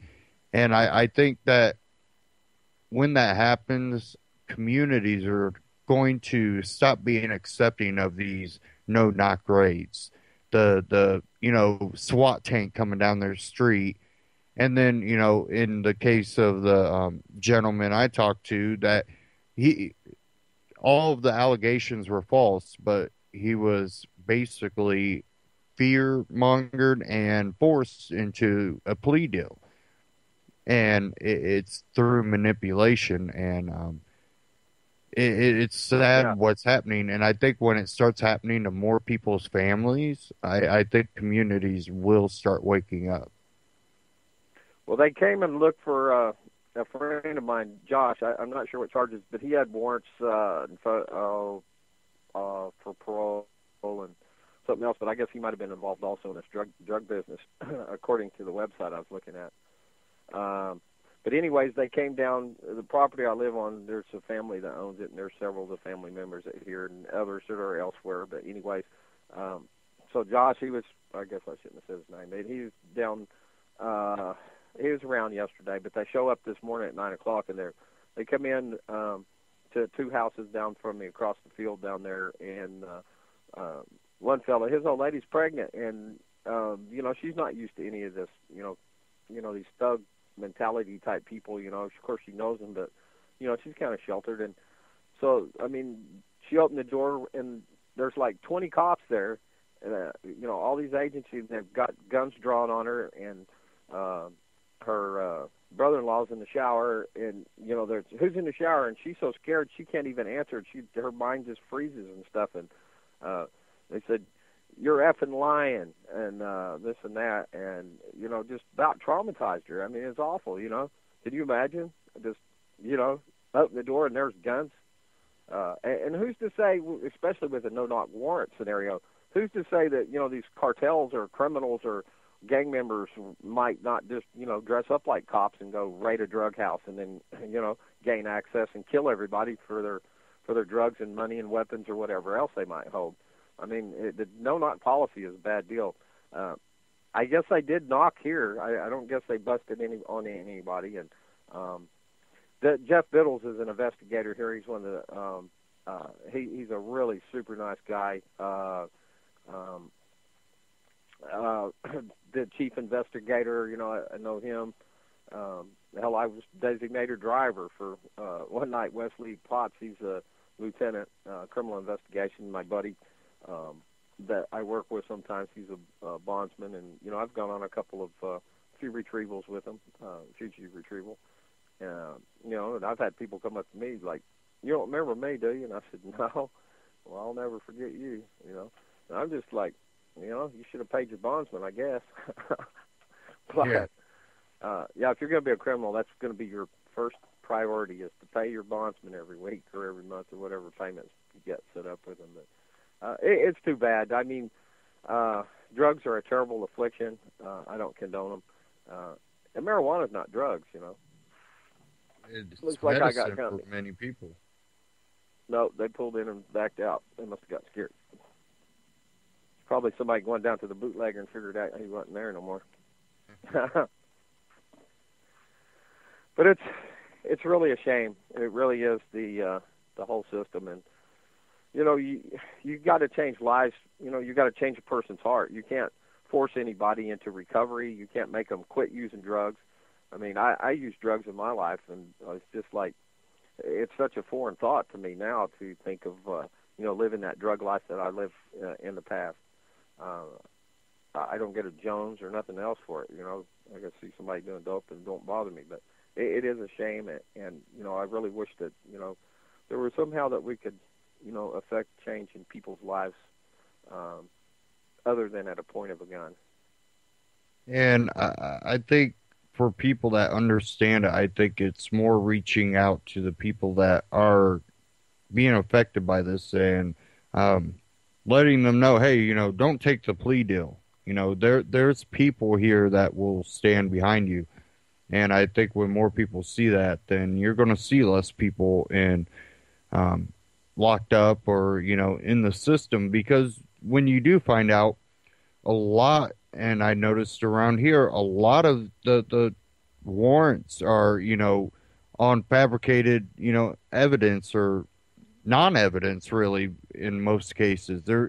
they're getting warrants with absolutely no evidence, just one person that they pulled over. Where's another meth lab? It's over here. They're getting a warrant for a no-knock raid for some this one other here was guy. thorough investigation over 18 months, and they had, they've wiretapped every. I mean, they've got charges from using a phone and facilitating. Let me scroll down here and read just a little bit of this. Today, a major drug trafficking operation in Van Buren County was dismantled, stated Thaler. This organization put the citizens and children of Clinton and the surrounding community at risk every day. Though the efforts of law enforcement at all levels we have brought federal charges against these drug-dealing criminals to get them off and keep them off the streets for years to come. It says methamphetamines destroys the lives of its abusers and has far-reaching negative effects in the communities where it takes hold. This is all true, of course, but then you use a fallacy when you come back to say that the thing to do is to use force to prevent somebody. There's my neighbor. I see his picture right there. There's a carp. I call him carp. I see my buddy Josh right there. I think I know about maybe 3, maybe 4 people out of 49 people. There's still 6 at large. And my friend Josh, he's one of them. And some of these people are very dangerous, So, maybe they're justified in, coming in such large numbers with guns drawn and stuff, and wouldn't they be more justified if these people were actually committing, assault on people, or hey, this person is assaulting people, that's why we're going to arrest them, not because of drug charges. And right. I was just kind of trying to use a little bit of apologetics in their defense as far as I can tell, they were for the most part, they carried out the operation in a pretty safe manner. No shots were fired. Nobody was killed. All these supposed, really tough thugs, if they were really that bad of people, wouldn't they have gone out in a blaze of glory? Would they not have been arrested? This is a big trail that goes back to Batesville, Arkansas, which is, a couple hours, 2 or 3 hours back up from here towards the Delta, up towards Missouri and that way. But so it's a pipeline. It's cartel drug. It's ice. I guess there's lots of different types of methamphetamine, but the ephedrine or whatever it is, of course, the main ingredient in all of it, and many different processes of extracting that. But again, at least they did their investigation, unlike around here where they just took someone's word, went, got warrant, and no-knock raided them. Yeah, they didn't do any no-knocks. As far as I've heard so far, they knocked on everybody's door with guns drawn, and as I'm not. Of course, I've already stated I'm not defending the system, but when as far as the operation was carried out, I think they did a pretty good job of it, and was pretty safe about it. No lives were lost. Most cops, they're not the ones that we see all the cop block stories about that are, especially here in Van Buren County. We got some great guys. They're all, most people are local, and it's just the mindset that people are brought up into that, drugs are bad. If drugs were not illegal, there's not a addict one that probably could not support even a heroin addiction on a few dollars a day. I mean, because the cost of all these drugs is because of the fact that they're illegal and high risk, is high reward. So there's the fallacy in the fact that they're illegal to start with. Right. And it's just getting to a point where we see innocent people getting, either no-knock raided, flashbang, drugged through the legal system, or, their pet shot, or, just the sheer fear that they get and their kids get when, someone breaks through the door. You tell kids to, you should, trust in a police officer, or at least some people do and the schools do. And then, these kids that have been, privy to these no-knock raids, they will never look at an officer as someone they can trust. This is someone that kicked down their door, pointed rifles at them, and scared the living crap out of them. These people are not going to have trust in law enforcement no matter how good they are. And I think that's where even a lot of, communities are getting to a point, or individuals are getting to a point where, yes, there could be a cop doing the right thing, but I don't trust any of them. Right. Now, my godson, I stopped and saw him today.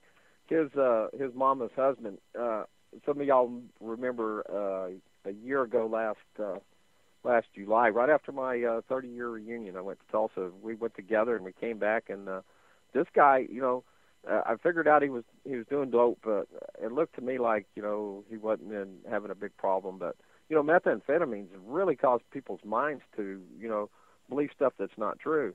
This guy come in on me like 1 o'clock in the morning with a big old walking tall stick and went to working on my head, and since then it's knocked some stuff loose out of my brain, like people that I never would forget a face, but I find more and more that I don't remember a lot of people that I've met on occasion. But I used to be like Bill Clinton. I'd never forget a face.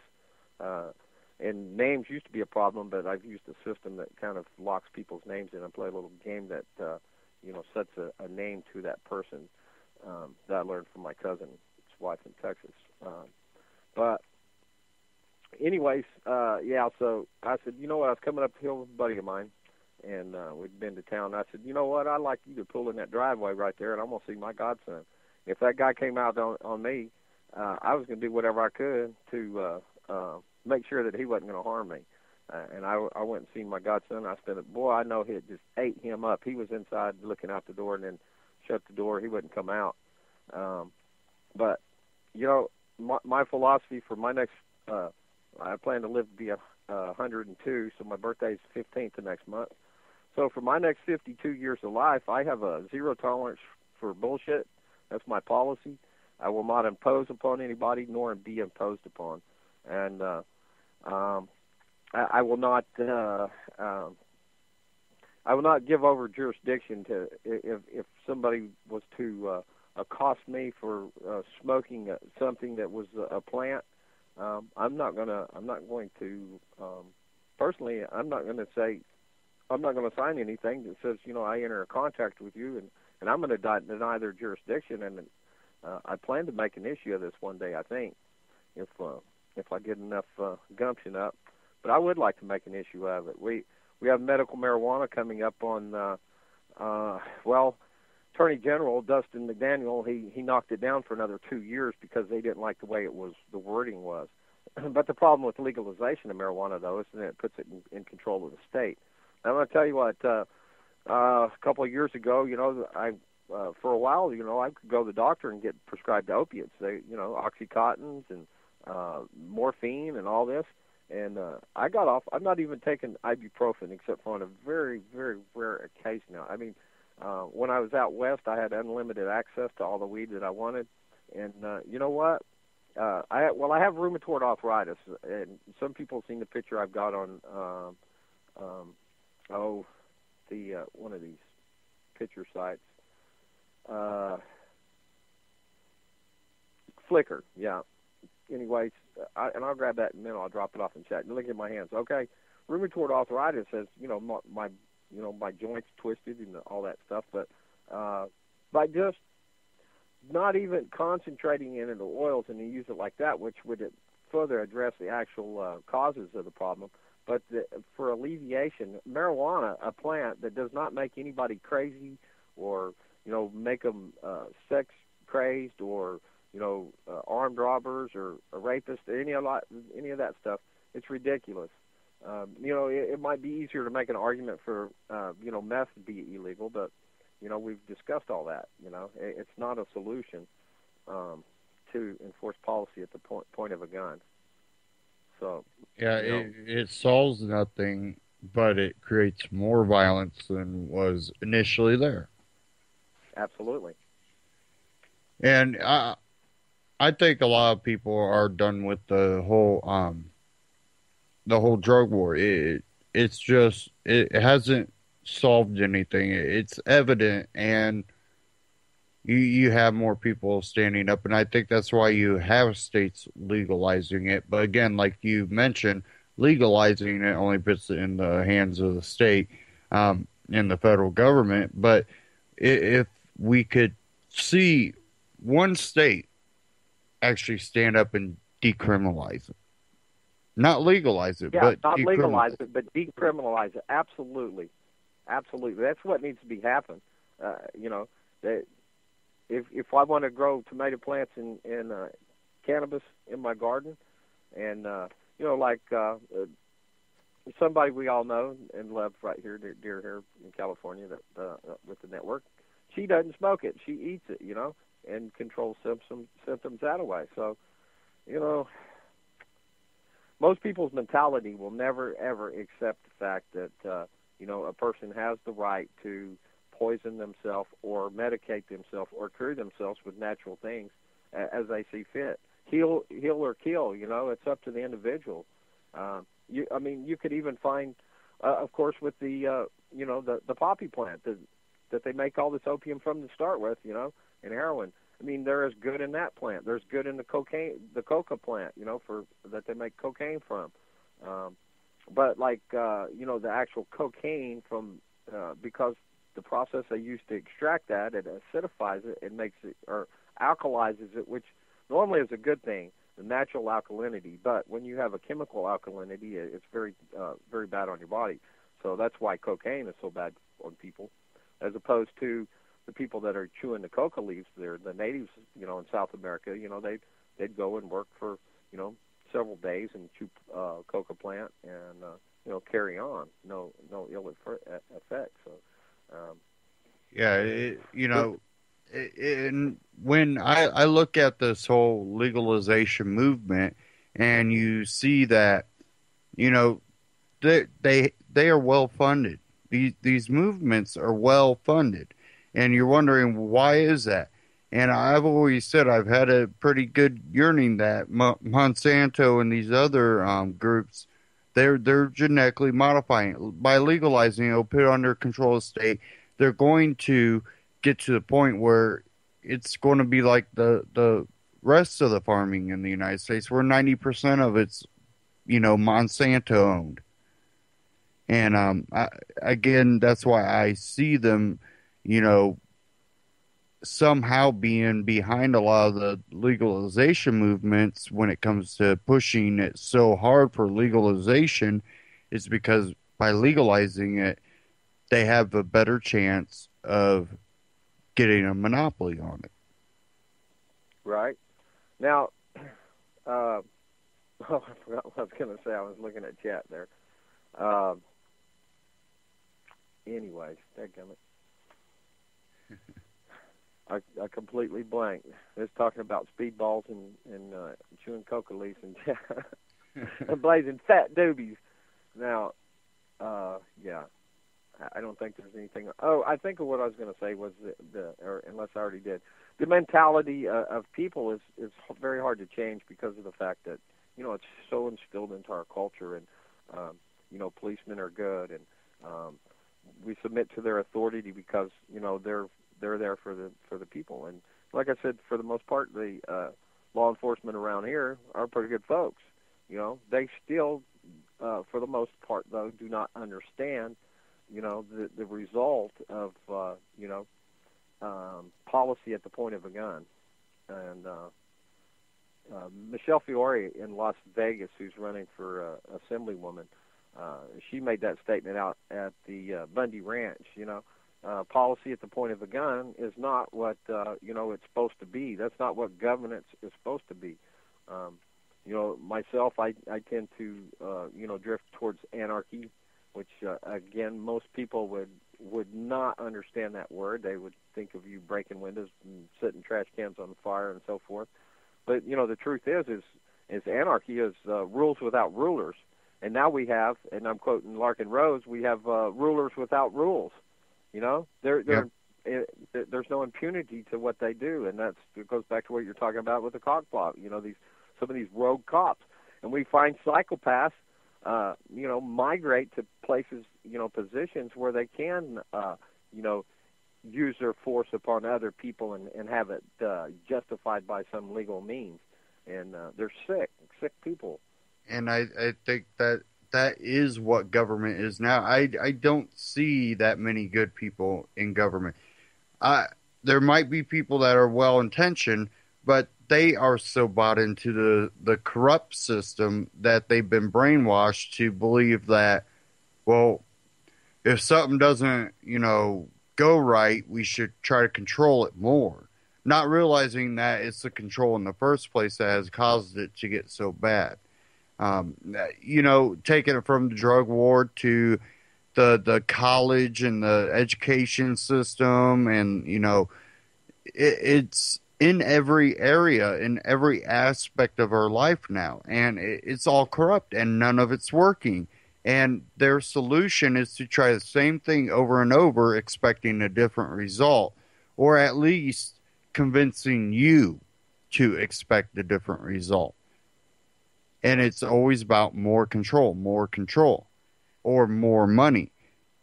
That's what really led me out of use of drugs, because of that chase and stuff. And it just, people have, I've heard it, that definition of insanity, but until it really, sinks in and a person wants to be different and do different, and it comes down to a person's heart, and that's where the change has to be. And no change can ever be forced upon anybody. I'm jumping out. I'll let you close your show, Josh. I enjoy listening to you, and I do as often as I can. Yeah, thank you for calling in. I'm not out, but you're awesome, Josh. Keep up the good work, brother. Yep, you too. Take care. Shout out to everybody in chat. Jax, Gringo, Planet X. Right on, y'all. Love and peace. And that was Vince. And most of you know who Vince is from UCY. And, I always love having conversations with him, because some things I'm not able to word right or express right, he can usually fill in the blanks. It's one of those things that I see so many people from so many different walks of life, different cultures, different backgrounds, people that were, Democrat, liberal type people, to the conservative Republican type people that have waken up to what is really going on. And the way that government is nothing but a control mechanism. The word government, when broken down into, the Latin terms, to control the mind. And for those people that are religious, God gave you free will to control your mind. If God didn't want you to have free will, he would be controlling you and your mind and your body. Therefore, you're supposed to have free will.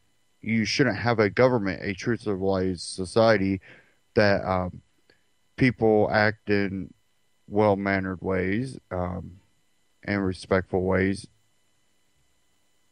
They can tend to make a community of very diverse people that get along. That doesn't mean that there's not going to be bad people with bad intent. But for the most part, humanity is pretty helpful. You see a lot of times where you see people that are always willing to, step in and help others in need.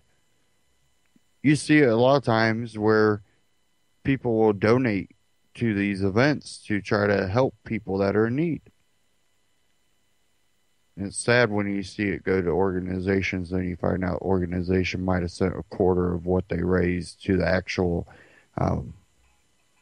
thing that they needed to help. But humanity is there, and we need to govern ourselves, to control our own minds, to control our own wills. And when we get to that point, we'll see a freer society, more prosperous.